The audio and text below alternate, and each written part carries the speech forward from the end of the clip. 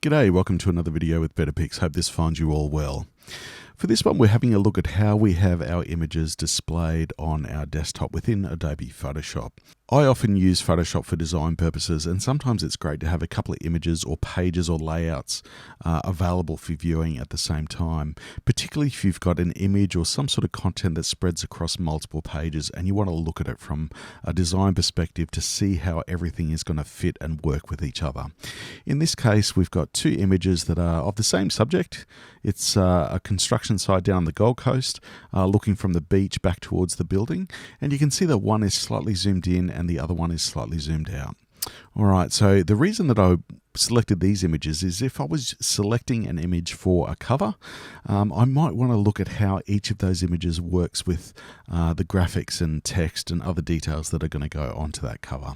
So what we can do in that situation is we can go down to Window and Arrange and 2-up Vertical. And you can see now we can see both images. This is a really good option in the case that I was describing earlier, in that you can have the same text and the same layout and all the details that are going to go onto that cover or that page, and you can just look at it in comparison between the two images at the same time to really think about and figure out what is going to work best. If we have a look at some other options there as well, you can see we've also got 2-up Horizontal if you've got two horizontal images. You can consolidate all into tabs. You can even go 3, 4, and 6-up, which is great if you're looking at a lot of images. You can tile all vertically or horizontally. So this is obviously if you've got a lot of images and you want to be able to have numerous images open at the same time. You can float in Windows or float all in Windows, which means all of the images are just simply on separate tabs and available to move around the screen. This is particularly handy if you're working with a number of images and you just want to see a little bit clearly what you're working with and what you have. You can, of course, drag it back up into those tabs if you like, and then, of course, float 2-up vertically, and we're back where we started earlier.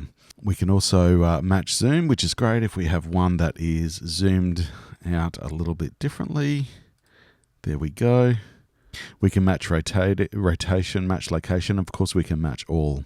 So some great options there for layout, particularly useful if you're doing some design work within Photoshop. But you can see in this particular situation, 2-up vertical works really well for those images, so we can look at them at the same time, compare how they're going to work with the design work that we're going to be doing, and then pick the most appropriate image. Hope this video has been helpful. As always, any questions are welcome in the comments below. We look forward to seeing you next time. Take care.